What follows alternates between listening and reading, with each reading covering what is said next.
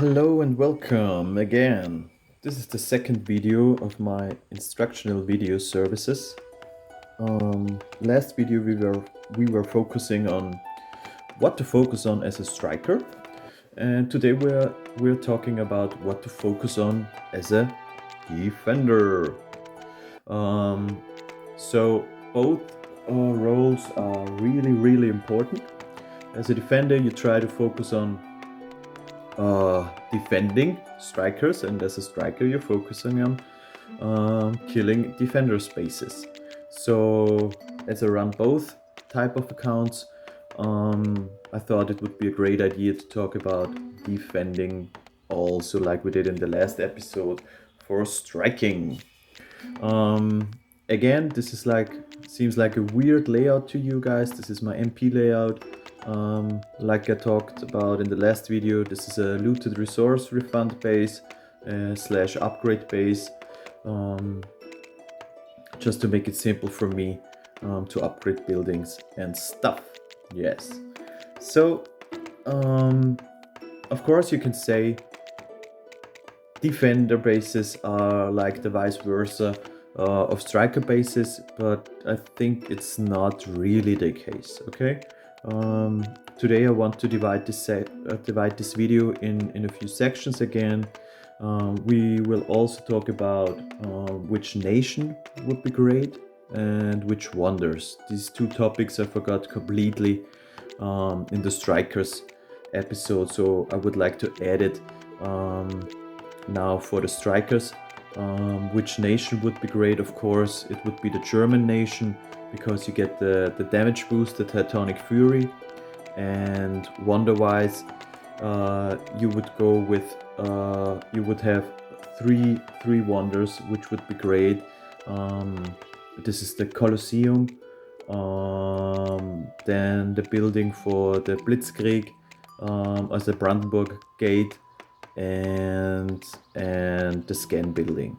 For defenders, I like to use a lot the nation Koreans, because when you finish the university research for Tubman, you're able to spawn defenders from your houses, and those Korean riflemen are the strongest defenders. So they are a big pain for infiltrator strikers, and they're just causing an additional damage to the strikers' troops. So that's why I prefer the Korean nation in this case as a defender. Wonder-wise, let's go through them. I would choose Forbidden City, because it will get a lot tougher for paratrooper strikers. They have to take down Forbidden City 2 to get the town center star. Again, like for strikers, I would also go with Versailles, because it slows down enemies, and it also gives your factory troops a health boost. Then, of course, for defenders, as I would also use it as a striker, the Pentagon. Pentagon boosts up the airstrip troop training time, and you can add a fourth general in your war attacks for defending. This is a typical defending wonder. The Kremlin. Kremlin increases the health of nearby walls and bastions, and of course, on top of it, defenders will also spawn from any of your destroyed farms. Keep in mind, those defenders spawn from the farms aren't there to cause any real serious damage. They're just here to slow the striker down. Yes, remember, you can get the very important 5th star IDAR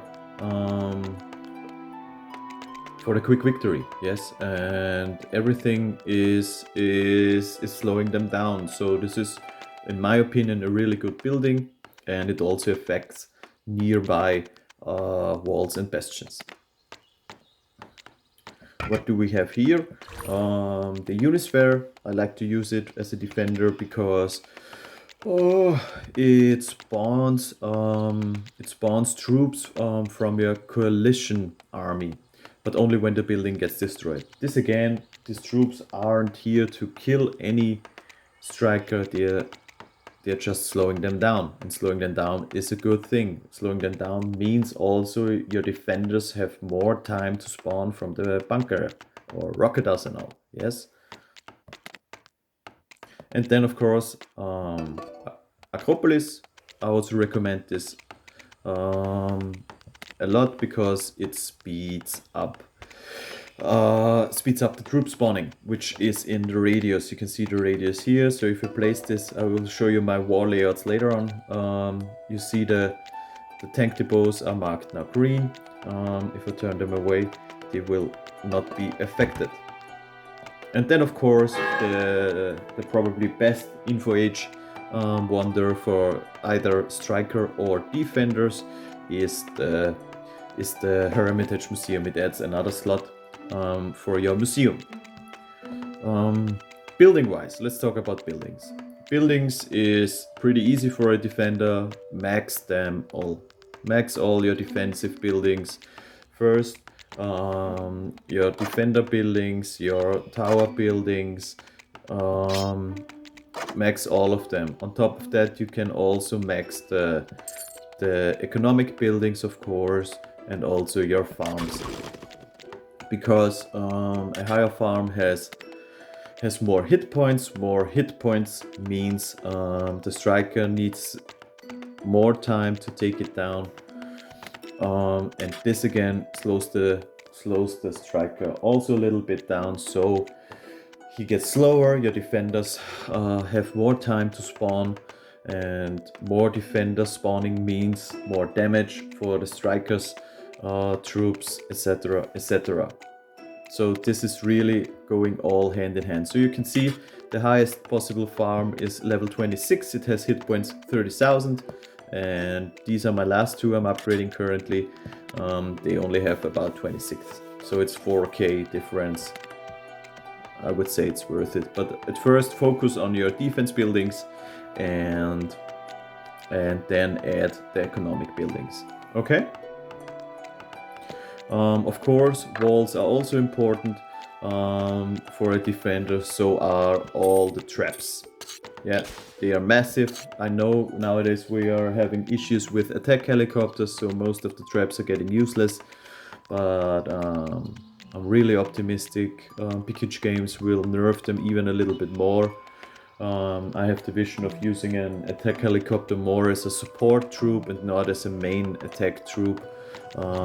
Nowadays they are more like a mix of an Eisenhower and a Stallion with the suppression.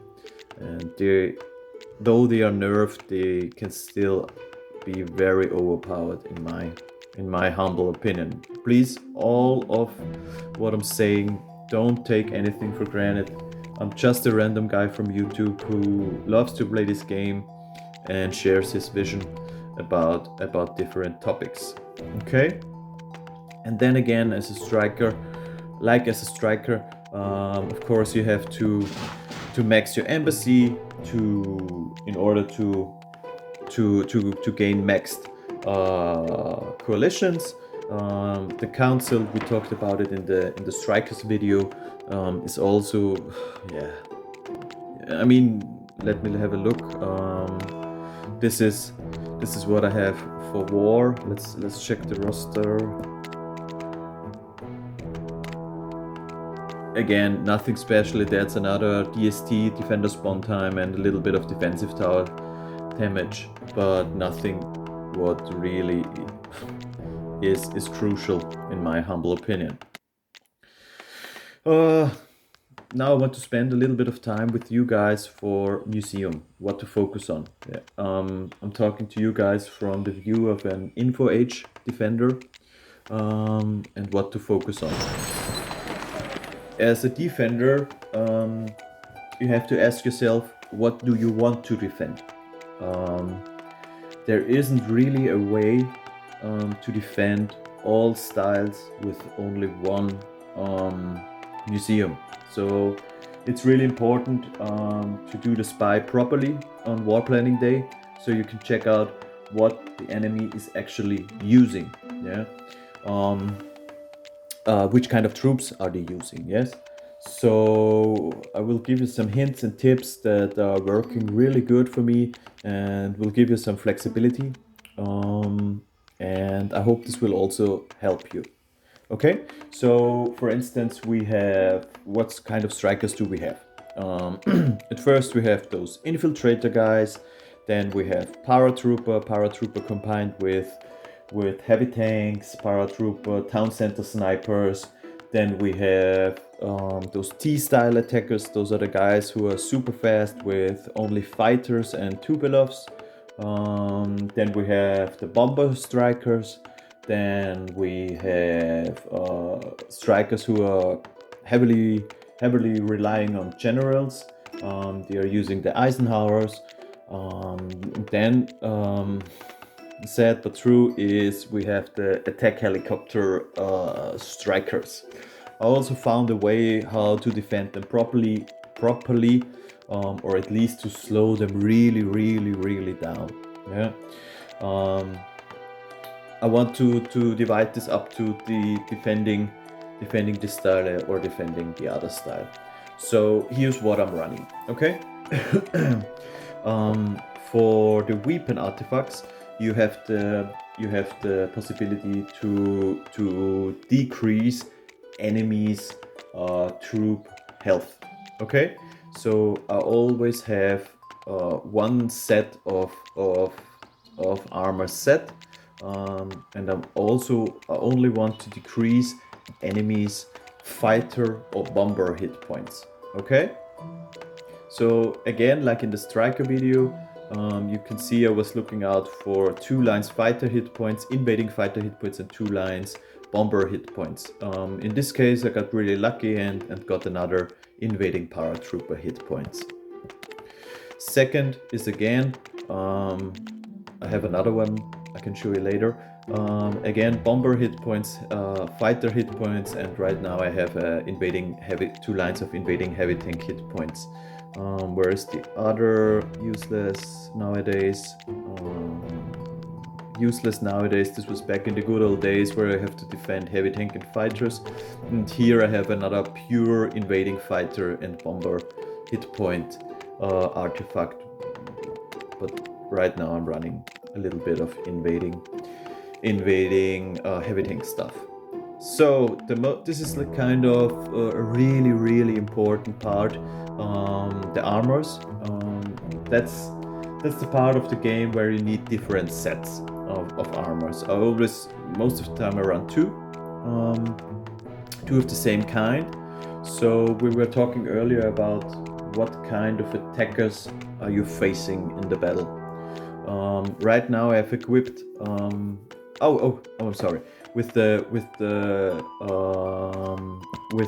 armors, you are defending or decreasing damage of enemy's troops. Yeah. So right now I have a set active of invading heavy tanks and invading paratrooper damage. Yes. Again, here I try to gain artifacts with 2 lines of heavy tank and 2 lines of paratrooper damage. Okay, but I also have different sets. Here I have one for invading heavy tank and invading generals. This is what I would use against general strikers. Here is the second one. I always run 2 of the same, invading tank and invading generals damage. Here is the first one I would use against attack helicopters. I was really lucky and crafted 2 lines of invading attack helicopter damage with minus 15%. I added generals damage in case they attack me with Eisenhowers, and also paratroopers because they are really popular these days in combination with attack helicopters. This is again from the good old days, invading gens and fighter. Again, invading gens and fighter, and here we have the second one, decreasing, again, invading attack helicopter damage, or on top gen for possible Ike strikers and paratrooper damage. Yeah. Coming to the equipment. if you want to defend anything, anything that isn't a classic pure bomber striker or attack helicopter striker, I would go for the following stats, or as close as possible, like in my museum for the holy 3 stats. These are all defensive tower damage, all defensive tower hit points, and defender spawn time. I would go for all defensive tower damage at about 100, all defensive tower hit points at about 150, and defender spawn time at about 152. This is what I would use against paratrooper, infiltrator, Eisenhowers. So I think I have, yeah, you can see all defensive tower damage plus 95, and defender spawn time 150, and all defensive tower hit points 141. This is what I would use for these kind of styles. I usually use 5 equipments also in the Hermitage slot to boost up these 3 holy stats. Only craft these kind of artifacts, all other stats are useless. Try to get as many as possible with the holy 3 stats. This is what I'm using these days as legendaries. I'm planning to swap out the White Death's War Kit for the Gemini gloves. I'm waiting for it to be released at Marco for 300 tokens, because it would boost up my all defensive tower stats by another, I think, 4 or 5%. But I'm not really crazy about it. I just have to wait until it's released. This is one of the best. It boosts all 3 stats and also the decreasing infiltrator strikers in combination with Sukas. This is also a really important legendary for me, because it adds DSD and increases damage from factory troops and barrack troops. Keep in mind, barrack troops are also paratroopers, which will get nerfed. And now the third and middle line is really important in my museum. It's called invading airstrip troop damage. Invading airstrip troop means everything that flies. Everything. Tupolev, even Tupolev. Also troop tactics. Yeah. So as you've seen earlier, I don't have any invading bomber damage or any invading fighter damage. Why? Because I have this line with minus 19%, and the maximum, it's vice versa to the Strikers Museum, is minus 85%. So if I have to defend bombers, I would only add Filipinos as coalition, and you have the caped invading airstrip troop damage. That's why I'm using the invading hit points artifacts. I hope this makes sense. If you don't understand this, please leave a comment below and I will provide you further information. So right now we have a pretty decent museum set for invading paratroopers, minus 48. On top of it, it adds another minus 19% for invading barrack troops. These, if my math is correct, will be minus 58 plus 9 will be minus 67 for paratroopers. So pretty great. Okay, now I want to show you what I would use for bomber attackers or attack helicopter attacks. Okay, so at first I would swap out these artifacts and bring in my invading attack helicopter artifacts. This is always a big pain. You have to be so focused to choose the right. Here it is. Is it this? No, it was this. To choose the right artifacts. Okay, and then I would swap out my equipment, because as I said earlier, 100 tower damage, 150 DST plus tower hit points. DST is useless against bomber strikers or attack helicopter strikers, so I would really focus on boosting up those tower stats. This means go as high as possible with the all defensive tower stats, and this is what I would usually do. I will swap all my defender spawn time artifacts out.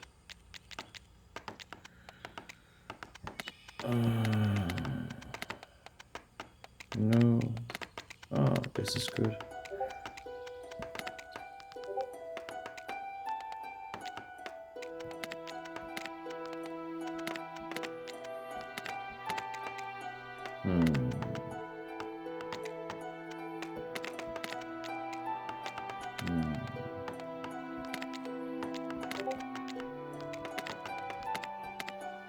Ah, there it is. Yes, so right now you can see this changed drastically. Now I have all defensive towers damage at 158%. I can even go a bit higher if I'm lucky with rerolls, but I'm not too crazy about it. Then we have the invading attack helicopter damage at about -57. On top, keep in mind, attack helicopter is a barrack troop. The invading barrack troop line will also affect those helicopters. Now DST is a lot lower, it's at 53%,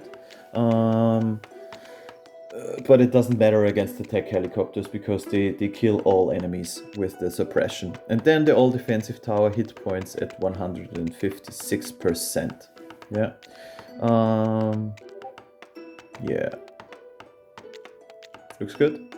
Invading Chen is at 24, so you could also swap out Aztec and add Caesar. The invading barrack tram is also in there, but it will boost your invading Chen from 24 to 42, and the DSD then will be only 34. So it's, I haven't tried it against Ix, but I'm pretty sure you will get rolled over in under 2 minutes. Okay. So let's add in Aztec. Okay. So defending, I would really focus on getting these three, as I mentioned, as you can see here, or you add instead of this the gloves first. If you already have it, that's super perfect. On top of it, you can acquire, for instance, you can acquire